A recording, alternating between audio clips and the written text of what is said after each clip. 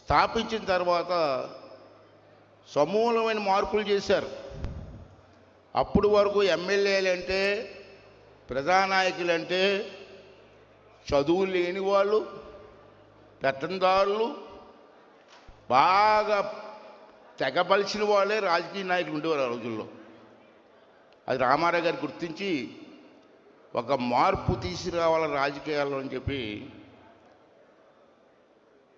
ఆ రోజు ఉమ్మడి రాష్ట్రం మనకి తెలంగాణ మంది 75% మందికి చదువుకున్న వ్యక్తులకి, బాగా చదువుకున్న వ్యక్తులకి, కుర్రవాళ్ళకి, యవ్వనంలో ఉన్న కుర్రవాళ్ళందరినీ పిలిపించి టికెట్లు ఇచ్చారు.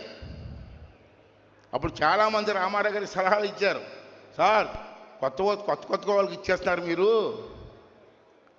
పెత్తందారీ వ్యవస్థ ఉంది మనకి, మునసేపు వ్యవస్థ ఉంది ఆ రోజుల్లో, వాళ్ళని తట్టుకోవడం కష్టం సార్ అంటే, ఏదేమైనా యువత రావాలి, చదువుకున్న కుర్రవాళ్ళు రావాలి, అప్పుడే రాజకీయాలు బాగుపడతాయని చెప్పి ధైర్యంగా 75% మందికి చదువుకున్న వాళ్ళకి అందరికీ సీట్లు ఇచ్చారు 83లో.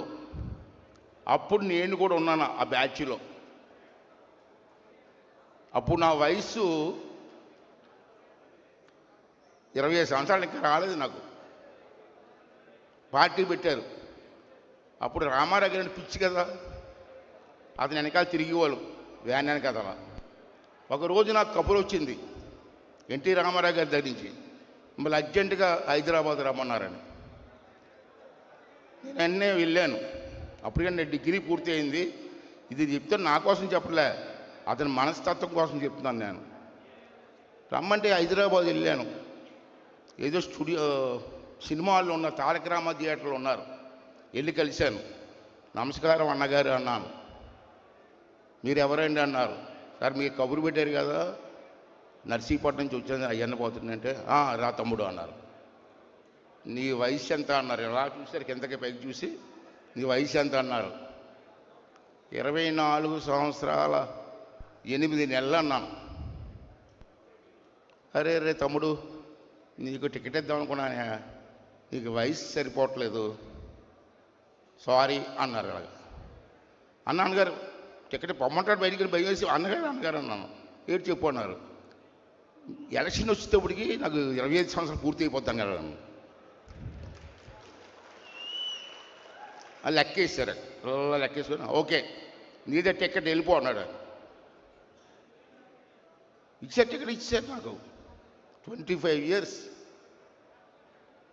గెలిచాం. అన్నగారు ఫోటో పెట్టుకొని, నా గొప్పతనం కాదు, అన్నగారు ఫోటో పెట్టుకొని జిట్టికి తిరిగాం. ఓట్లు వేసారు, గెలిచాం. గెలిచిన తర్వాత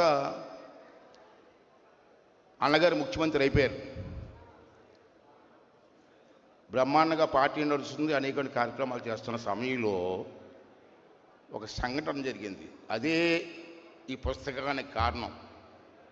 ఏటా సంఘటన అంటే, నేను అసెంబ్లీ టైము స్టార్ట్ అయింది, వస్తుంది దగ్గరికి. మా విశాఖపట్నం జిల్లాల ఎమ్మెల్యే అందరూ కలిసి హైదరాబాద్ వచ్చాం. ఇది చాలా ముఖ్యమైన సంఘటన అండి, వినాలి మీరు. ఈ ఘటన 4 లైన్ల ఘటన ఇదే మలుపు తిప్పింది. మేమేం చేసామంటే, మాకు ఎమ్మెల్యే క్వార్టర్స్లో రూమ్లు ఇచ్చారు ఎమ్మెల్యేలకి. వచ్చి పడుకున్నాం. ఉదయం లెగిసి వెలగాల పడుకున్నాం. మరుసటి రోజు ఎన్టీ రామారావు గారు అమెరికా నుంచి వస్తున్నారు. ఆపరేషన్కి వెళ్ళారు అమెరికా. హార్ట్ ఆపరేషన్కి వెళ్ళి పూర్తి చేసుకుని తర్వాత రోజు వస్తున్నారు హైదరాబాద్. మేమందరూ కూడా అన్నగారిని వెళ్ళి ఎయిర్పోర్ట్కి వెళ్ళి దండం పెట్టుకోవడం కోసం మేము అందరం నిర్ణయించుకున్నాం. అందుకే వచ్చాం. బాబు ప్లీజ్ 2 నిమిషాలు కామ్గా ఉండండి.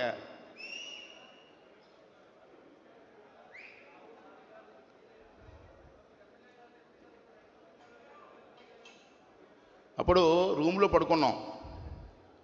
తెల్లవారుజాము 3 గంటల 3:30 ప్రాంతానికి అనకాపల్లి ఎమ్మెల్యే దాడి వీరభద్ర గారి ఏరియా, అక్కడ రాజుగారి ఎమ్మెల్యే ఎవరైనా కన్నబాబురాజు గారా, కన్నబాబురాజు గారు ఎమ్మెల్యే మన పార్టీలోనే గెలిచాడు. ఎన్టీ రామారావు పేరు చెప్పుకుని గెలిచాడు.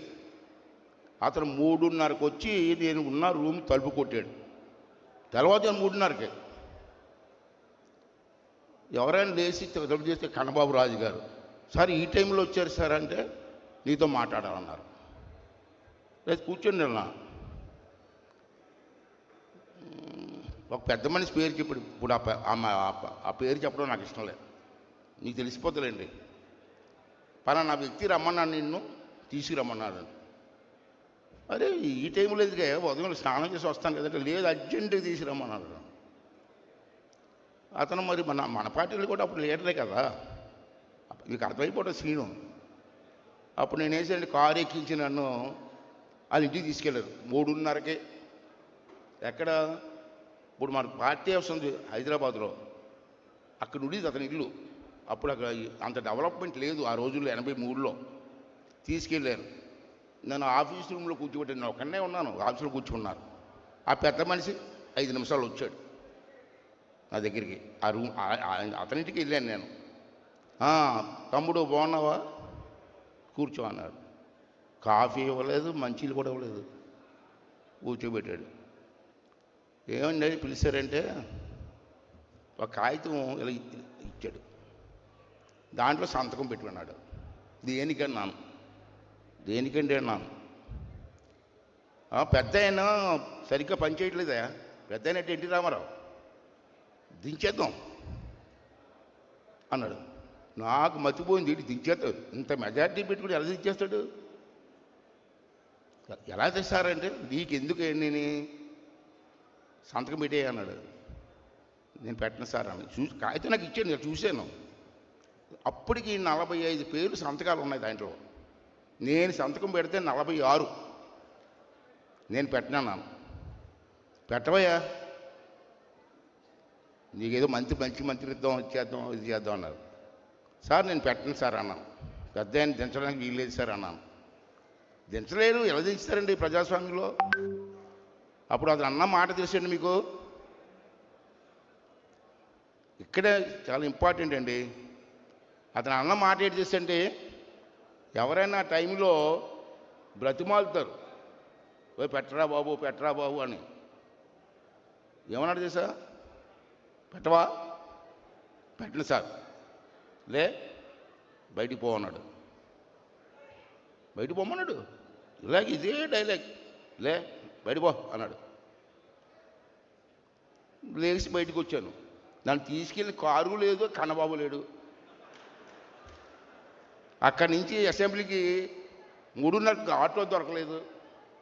అప్పుడు నడుచుకుంటూ ఆ రాత్రి సుబ్బురామరెడ్డి ఇల్లు ఉంది కదండి హైదరాబాద్లో, అక్కడ వరకు నడిచి వచ్చాను. అక్కడ ఆటో దొరికింది, ఆటోలో ఎక్కి ఎమ్మెల్యే క్వార్టర్స్కి వెళ్ళాను. రూమ్లోకి వెళ్ళి కూర్చున్న తర్వాత ఏదో జరుగుతుందని బాగా ఆలోచన వచ్చింది.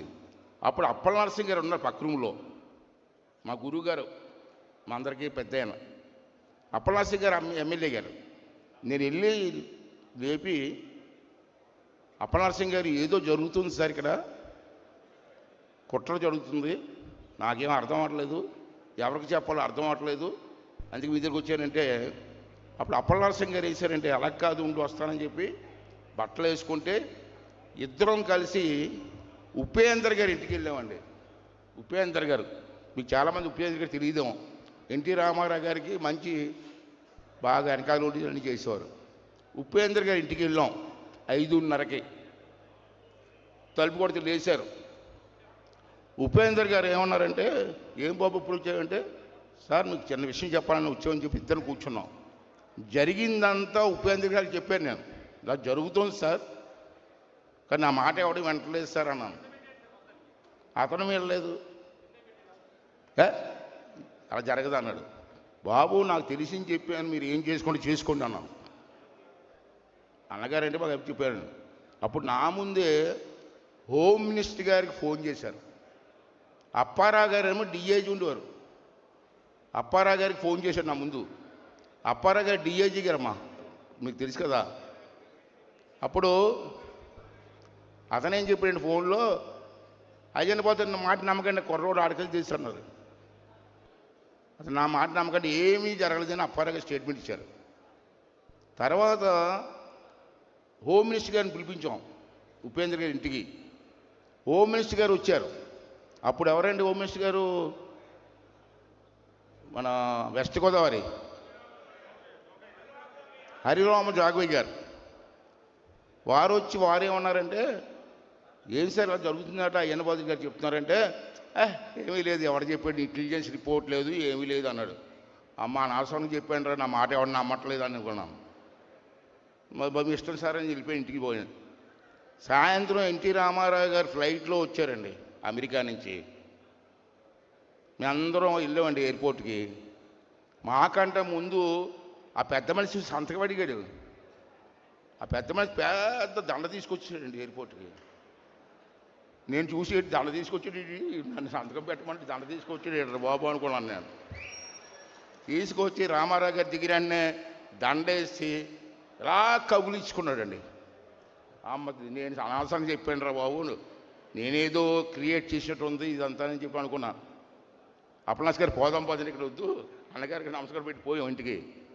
సాయంత్రం 6 గంటలకి ఎన్టీ రామారావు గారు అందరు ఎమ్మెల్యేని ఇంటికి రమ్మన్నారండి. అప్పటికి ఎన్టీ రామారావు గారు తెలిసిపోయింది దొంగ సంతకాలు పెట్టేశారండి. వెంటనే చంద్రబాబు నాయుడు గారు అంతా చేశారు, మమ్మల్ని ఎన్టీ రామారావు గారి ఇంటికి అభిడ్చాన్ని తీసుకెళ్ళారు. అక్కడ డిస్కషన్ జరిగింది. సంతకాలు పెట్టేశారు, దించేస్తున్నారు రామారావు గారు. అయితే ఇక్కడ ఉండకూడదు, ఇందిరాగాంధీ కదా, కాళికాదేవి అన్నాను నేను, ఇంకో పేరు పెట్టాడు ఆ టైంలో. ఇందిరాగాంధీ అనుకుంటే ఏ ముఖ్యమంత్రి పనిచేసేవాడు కాదు ఆ రోజున. పూర్వం సామెత ఉండేది, పులి కొట్టడం అయ్యి బతకడమా. ఇందిరాగాంధీ కొడితే మళ్ళీ ముఖ్యమంత్రి ఆవిడ ప్రశ్నే లేదు. అలాంటి ఇందిరాగాంధీ మెజార్టీ లేకపోయినా ఎన్టీ రామారావు దింపేసింది. అప్పుడు గవర్నర్ రామ్లాల్ అతను సంతకం పెట్టించింది. అప్పుడు ఎన్టీ రామారావు గారు ప్రజల్లోకి వెళ్ళిపోయారు. ఈ లోపల రామారావు దించేశారు. ఇక్కడ ఉండకూడదని చెప్పి మేము అందరం ఢిల్లీ వెళ్ళాం.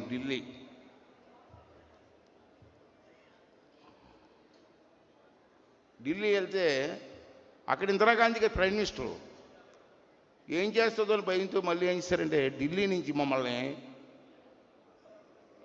కర్ణాటక మార్చారు. కర్ణాటకలో అక్కడ ఉన్నాం. ఈ లోపల ఎన్టీ రామారావు గారు జనాల్లోకి వెళ్ళిపోయారు.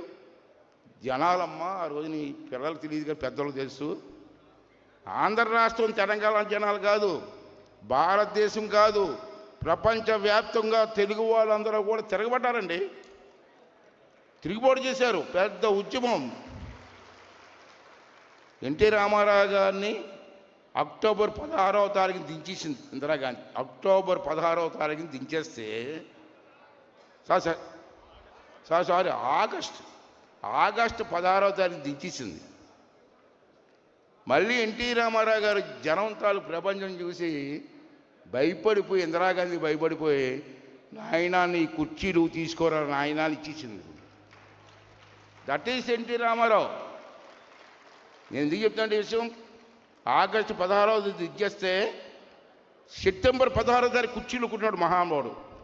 ఒక్క నెలలో భారతదేశ చరిత్రలో ఇందిరాగాంధీ కొట్టడం, ముఖ్యమంత్రి అవడం ఎక్కడ జరగలేదు. ఒక ఎన్టీ రామారావుకే జరిగిందని చెప్పి ఈ సందర్భంలో మీ అందరికీ మనం చేస్తున్నాను. అయితే చాలామందికి తెలియదు ఈ విషయం, ఈ తరం వారికి అసలు తెలియదు. ఇంకా మాలో కొంత బతుకున్నాం కాబట్టి అప్పుడు చెప్తున్నాం, మీ అన్నాలు బతుకుతాం. ఇంకా మన తర్వాత కూడా రాబోయే తరం వారికి ఎన్టీ రామారావు గురించి తెలియాలి, రామారావు గారి తాలూకు నాయకత్వం గురించి తెలియాలి, అతని విశ్వరూపం గురించి తెలియాలి. అప్పుడు ఉపేంద్ర గారి పుస్తకం రాశారు. ఈ పుస్తకం లేకపోతే నేను చెప్పినాను ఎవడు నమ్మడు. ఇప్పుడు నేను చెప్పాను అనుకోండి, అయ్యన్న గారు డబ్బా కొట్టుకుంటారా అనుకుంటారు, రామారావు గారి గురించి వీడికేం తెలుసా అంటారు. నేను చెప్పినవన్నీ ఉపేంద్ర గారు దీంట్లో రాశారండి. దీంట్లో 125వ పేజీలో ఉంది అతను రాసింది. ఇది ఒక సాక్ష్యం, ఈ పుస్తకం ఒక సాక్ష్యం. రాబోయే తరం వాళ్ళకి సాక్ష్యాలు ఉంటారు కదా. పూర్వం పెద్దల మాట మీద నమ్మకం ఉండేది, ఇప్పుడు సాక్ష్యాలు లేకపోతే ఎవరు నమ్మట్లే. ఇది ఒక సాక్ష్యం. ఇది నా జీవితంలో మర్చిపోని రోజు. ఎందుకంటే ఆ మహానుభావుడికి ఏదో ఉడత సాయం చేశాను కదా. ఇక నా జీవితానికి ఎంతకంటే నాకు ఏం కావాలి చెప్పండి, నాకు ఏం కావాలి చెప్పండి.